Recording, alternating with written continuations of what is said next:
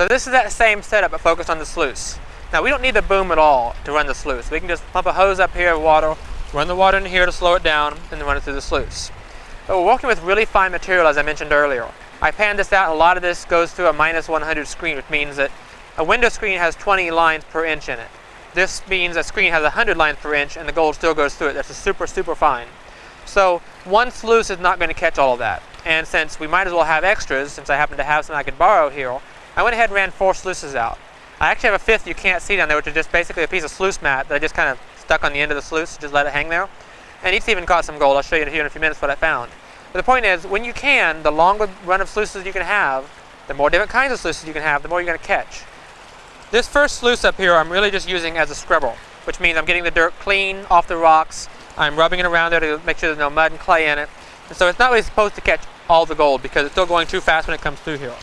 The second one I would expect to find the bulk of it. And so by the time I get to the third one, there's not much left. But I'm still finding little pieces of flakes and stuff in there, which, again, it's here, I might as well do it. Even if I wouldn't need to catch that gold, I'm not losing like maybe probably 50%, 25%, 10%, 10%, and 5%, something like that is how it's working out. I'm not losing hardly any. But without those last 2 sluices, I'd still be getting 80% of the gold, even the fines. So you can do it either way, but if you can do more, more is better. So if I'm not running the boom, I'm using this as a recirculating sluice or just a sluice that's pumping water out of the river and dumping it out of the ground so that I can run dry tailings like that rock I was just popping over there a few minutes ago.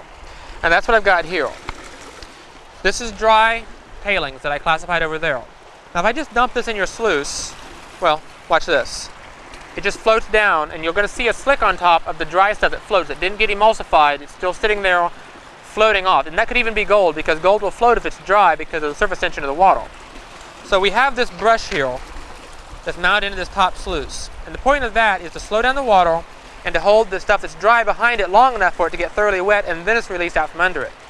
It also has the added effect of making most of the gold stay in the top sluice because it's harder for it to get through there because it tends to have a backup of pressure right here. So what I've been doing is just dumping some right here. This is faster than scooping out. It's a little bit more work, but it goes about twice as fast. Waiting for it to wash down.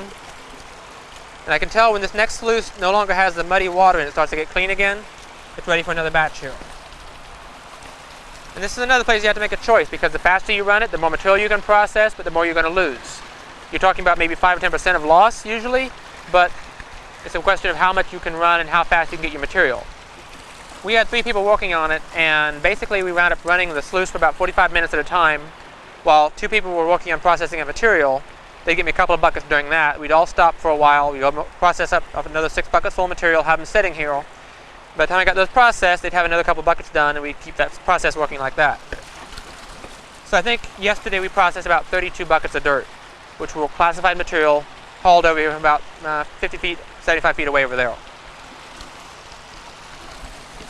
We didn't do as well as I would have liked. We found almost a gram of gold, which is something, but I expect more for the kind of work we were putting out.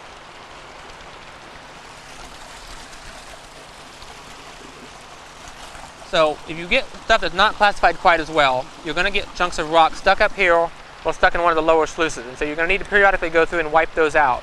Because I'm running this at a fairly low angle because low angles catch small gold better. Bigger angle, you'll catch your big gold fine, but your small stuff will all float off because it won't have the time to settle usually. But the byproduct of that is that the rocks also don't clear off as well on a low angle.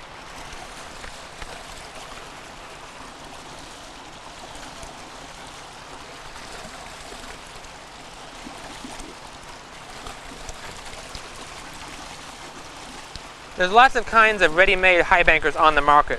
There's the gold cube, which I've seen and it works well enough, but I'm not a big fan of it. Gold Hog has their own high banker that they're really fond of. I haven't actually tried it myself. I made my own out of my own sluice and a 12-volt pump and a bucket. And that works too, but the water gets dirty after a while. So there's a lot of ways of doing it. It's nothing you need to overthink. Basically, it's a matter of getting material out of the ground and being able to process it faster than you can get it out of the ground with the amount of manpower that you have. Now I can usually look down here with this material and I can see specks of gold stuck in this mat. Not that that really matters, but it does help you to see that you're actually finding something in what you're doing. So we're going to clean out this first mat and show you what I found. I can already see several nice little pieces of gold sitting through the mat. not to lose any of it. This particular mat is actually a repurposed conveyor belt. It actually catches fine gold pretty well. It's quite popular with miners who do things on the cheap. It's not too hard to clean. I still like my Gold Hog better, but it does do a good job with fine gold. Oh yeah, quite a bit of gold came out of there. So let me pan it out and show you what we got. So this is our pan out of that one top mat only, not the rest of the sluices. See how much gold we've got up here. It's a lot of nice color there.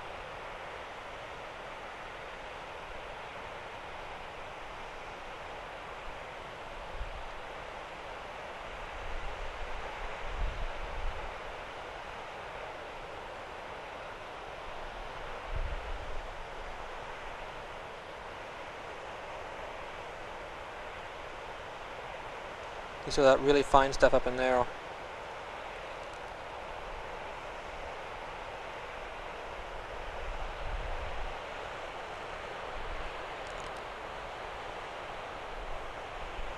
The biggest piece already fell down to the other side early on.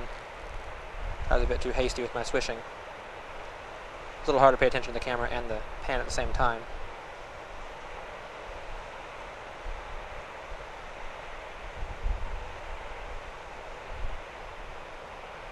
That's a nice little piece there. It's quite a bit of gold for 2 buckets of dirt. It really is. We just have to find a way to work it a little bit faster.